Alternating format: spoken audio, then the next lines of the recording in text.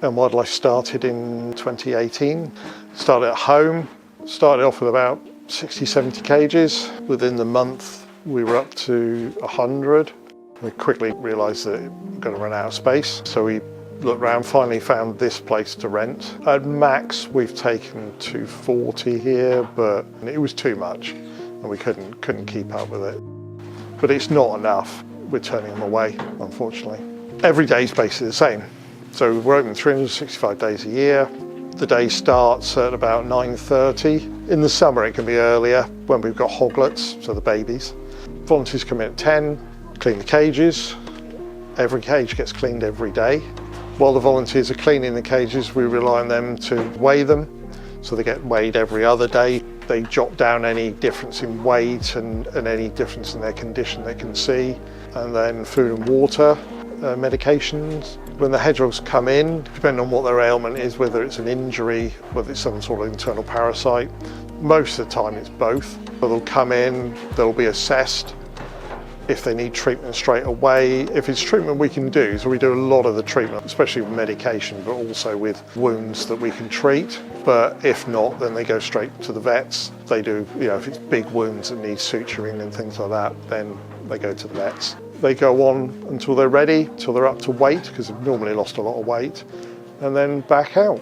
They basically go right back to the wild, hopefully, and live their little life, hopefully not coming back. We've got support by the public, but you don't really get any other support. So yeah, volunteer-wise, we have about 165 in our group at the moment. We've got about 50 volunteers a week we need, because it's every day. We are struggling. We do need more volunteers. It sounds ridiculous, doesn't it? 165 in a group, and we need more volunteers, but unfortunately that's how it goes. And what we ask of them is you apply through our Facebook page. So there's a little link to our volunteer group. There's a few questions. They come in, we explain how the group runs, we have a calendar and documents how to clean. What we ask of them is, once we've joined the group, as soon as we join the group, to sign up for their first trial/training day. So they come in for a trial/training day, and then we hope that they come back again. It's a good volunteering role. I think it's very rewarding, and you get to see the hedgehogs and you can weigh them, and yeah, what more could you ask for? People are very supportive with that, and I have to say, people have been amazing. When you consider that we haven't had any grant funding, and we've been going as long as we have at the money that it takes to run this place, and that has been, on the whole, from people, the general public, people have supported us amazingly. It's hard to believe, isn't it? It really is. One of the things through Messenger is we run an ambulance group. If we have a casualty, and say it's in Plymouth or Exeter or somewhere like that, we'll put a post out.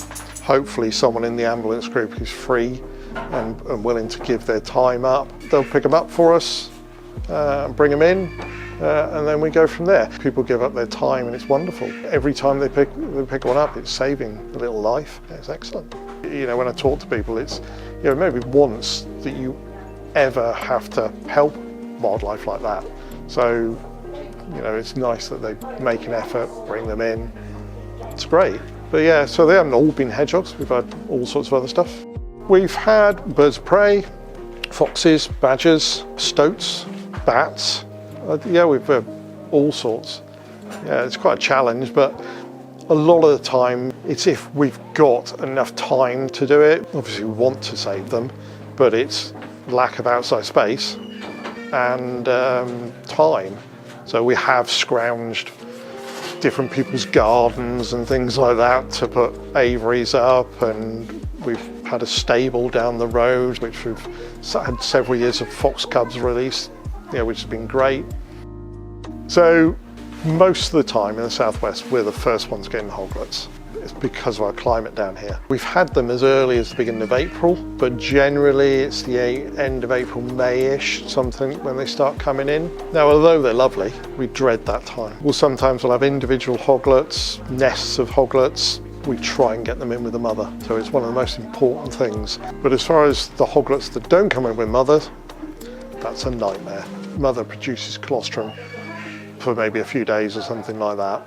Hedgehogs, all the way through the weaning period. There's nothing that we can replicate the colostrum. So over years of trying bits and pieces, we've got to a stage now where we've got a good formula.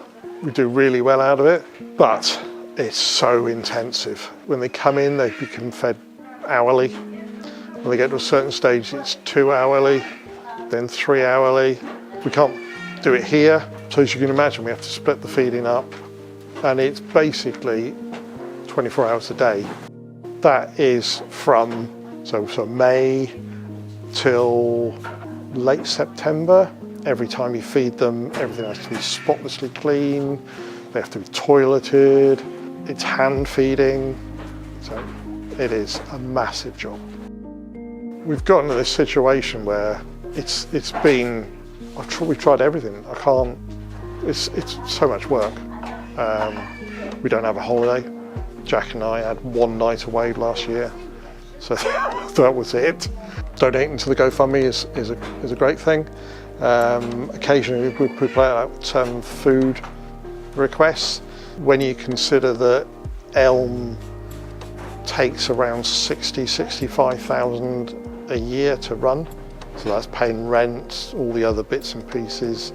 Ridiculous thing. We've got Blue Roll arriving hopefully any minute. That cost us, I think that one's about 550 for a pallet of Blue Roll. And in the winter, it'll only last us a month, maybe just over. Syringes and needles, we can spend 1,000. It's just amazing where the money will go. The challenge for the environment that they live in is awful for them. Dangerous and poisons, traffic, all sorts. So yeah, I'm hoping that we're helping. We're hoping to get the planning on the new land, and we've got nearly 11 acres. It's going to be a major challenge to build the new centre. If we get the planning, let's do it. It'll be great. We'll build our external cages and excellent.